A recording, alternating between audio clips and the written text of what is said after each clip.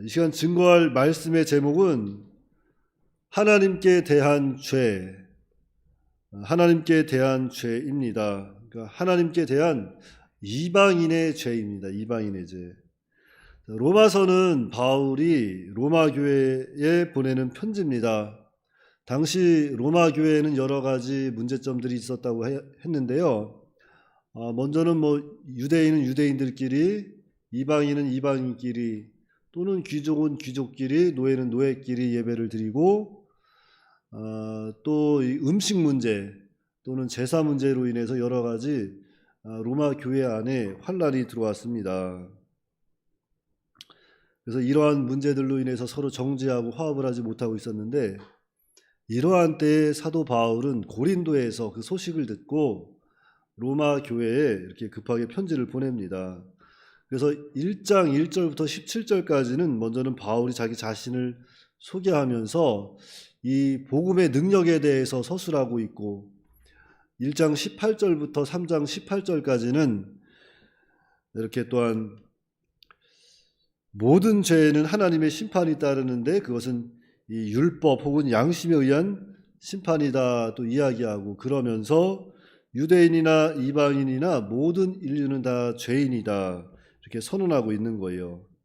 그리고 오늘 본문은 이렇게 이방인의 죄에 대해서, 죄에 대한 내용인데 그것을 구체적으로 열거하고 있습니다. 그래서 오늘 본문 이방인의 죄에 대해서 먼저 이야기하고 있는 거예요. 그래서 하나님께 대한 이방인의 죄, 그 첫 번째는 하나님을 영화롭게 하지 아니한 죄입니다. 하나님을 영화롭게 하지 아니한 죄.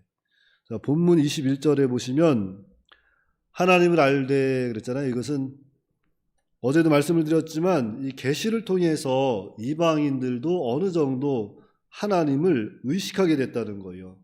자연 만물을 통해서 또는 양심을 통해서, 영혼을 통해서 우리 하나님을 어느 정도 의식을 하게 됐습니다.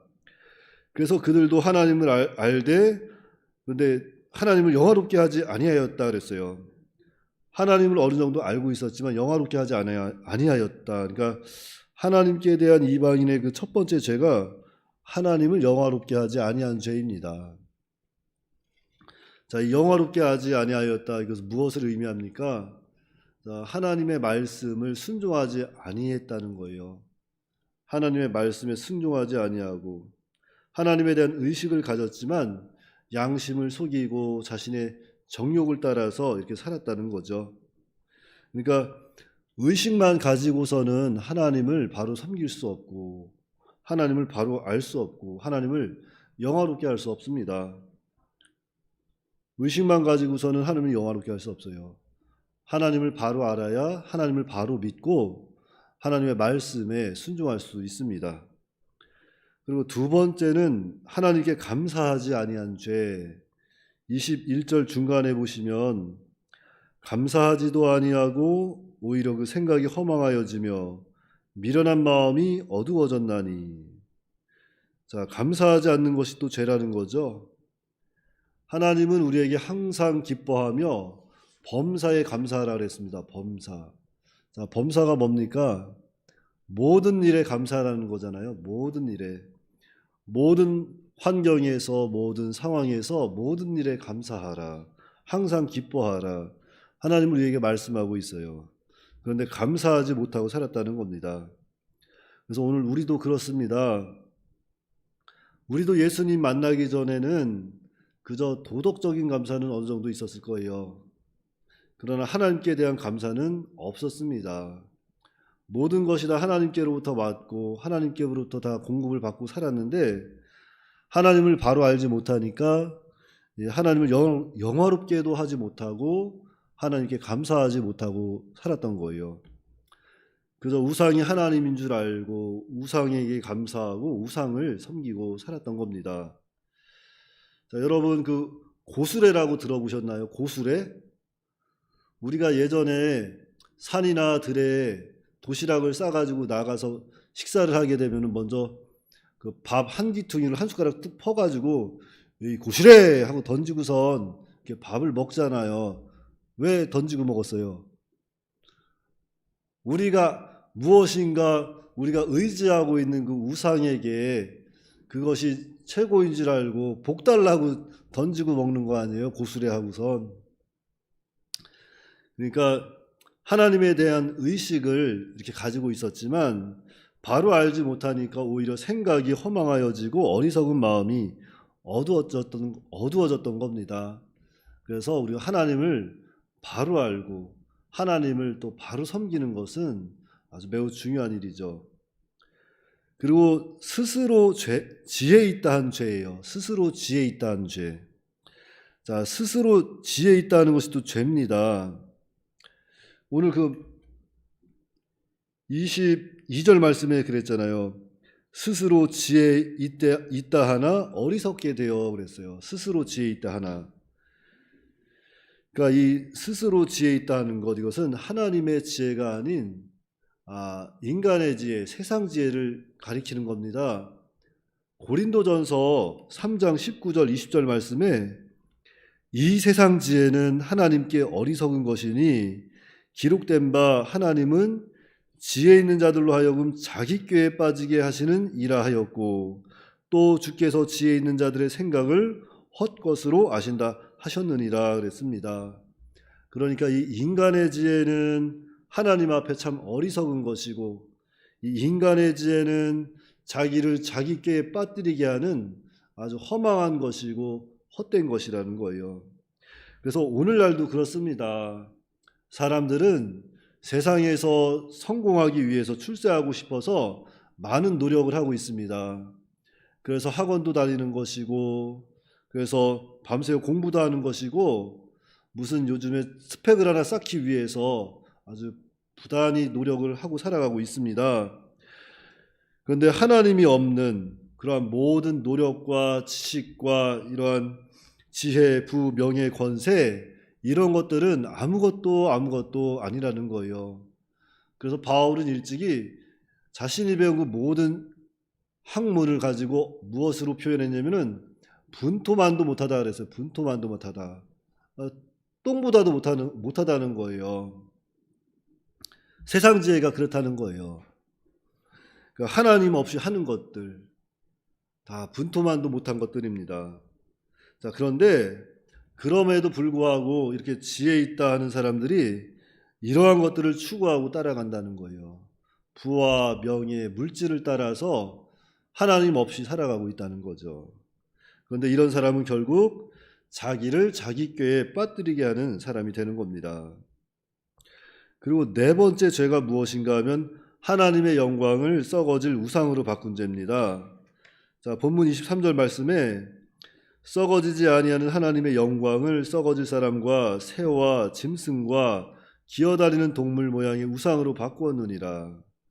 자, 우리 인간은 참으로 불완전하고 어리석은 존재이기 때문에 눈에 보이지 않는 하나님보다 눈에 보이는 무언가를 의지하고 살아가려고 해요. 그래서 자꾸 우상을 만드는 겁니다. 자기 상상 속에서 무엇인가를 만들어 놓고 그것을 또 현실로 만들어내는 거예요. 그래서 정령론이라든지 토테미즘 이러한 잡신들이 막 생겨났던 겁니다. 그래서 우리가 하나님은 영이시다 하면서 믿습니다 그러잖아요. 자, 그런데 사실 눈에 보이는 이 무언가를 더 의지하려고 하는 그런 습성을 가지고 있어요. 자, 이스라엘 백성들이 출애굽하고서 시내산에 있을 때 이 모세는 시내산에 올라가서 하나님께 율법을 받잖아요. 자, 그 사이 백성들이 무엇을 만들었어요? 금송아지를 만들어 놓고 이것이 이집트에서 애굽에서 우리를 이끌어낸 하나님이다 하고서 그것을 막 섬기는 거예요. 그들이 다른 것을 섬긴 것이 아니라 금송아지 만들어 놓고 이것이 하나님이라고 하고 섬겼던 겁니다. 그런데 그 일은 하나님께서 참 죄로 여기시고 크게 진노를 하셨던 거죠. 그러니까 썩지 아니할 하나님의 영광을 가지고 이렇게 썩어질 것들과 바꾸는 겁니다. 그래서 이러면 안 된다는 겁니다. 그래서 오늘 말씀을 통해서 우리가 기억해야 할 것은 오늘날 우리는 예수님을 믿음으로 말미암아 하나님의 자녀가 되었고 하나님과 교제할 수 있는 하나님의 백성이 됐습니다. 자, 그런데 오늘날 우상이 뭐예요? 하나님보다 더 사랑하고 하나님보다 더 따라가고 하나님보다 더 의지하는 것들, 하나님보다 더 우선시하는 것들이 다 우상인데 그러한 우상이 혹시 우리 안에 있는지 한번 살펴봐야 된다는 거죠. 정말로 우리 안에 하나님보다 우선시하는 것이 무엇인가 살펴봐야 한다는 거예요.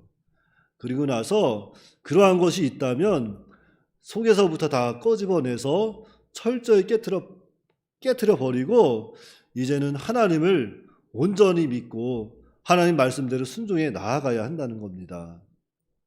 그리할 때 하나님을 믿고 순종해 나아갈 때 그것으로 하나님께 영광을 돌릴 수 있는 것이고 영화롭게 할 수 있는 것이고 하나님으로 즐거워할 수 있다는 겁니다. 그러니까 우리는 오늘 내 속에 하나님보다 더 따라가고 하나님보다 더 사랑하고 하나님보다 더 의지하고 있는 것이 무엇인가 한번 잘 살펴보시고 혹여라도 그러한 것들이 있었다면은 이 시간 철저히 회개하고 이제 하나님을 온전히 바라보고 하나님만 의지하고 하나님께서 주시는 그 능력과 힘을 가지고 살아갈 수 있는 저와 여러분들이 다 되시기 바랍니다. 기도하겠습니다. 사랑과 은혜가 풍성하신 아버지 하나님, 은혜를 감사합니다. 지난 한밤도 하나님께서 저희들을 사랑으로 이끌어 주시고 단잠을 주시고 이렇게 새벽 미명 시간 주님의 전에서 또는 각 가정에서 하나님께 예배할 수 있도록 인도하여 주시는 은혜를 감사합니다. 특별히 이 시간 주님 전에 나와 기도하는 저희들을 불쌍히 여겨 주시옵시고 그 모든 기도의 내용을 하나님께서 들어주시고 속히 응답하여 주시옵소서. 환난 날에 나를 부르짖으라 내가 응답하리라 하신 그 말씀을 의지해서 기도하오니 환난의 때에 하나님께서 더욱더 우리를 감찰해 주시고 그 환난에서 건져 주시고 하나님께서 또한 그 가운데서도 하나님께 감사할 수 있는 자리에 나아갈 수 있도록 은혜로 역사하여 주시옵소서.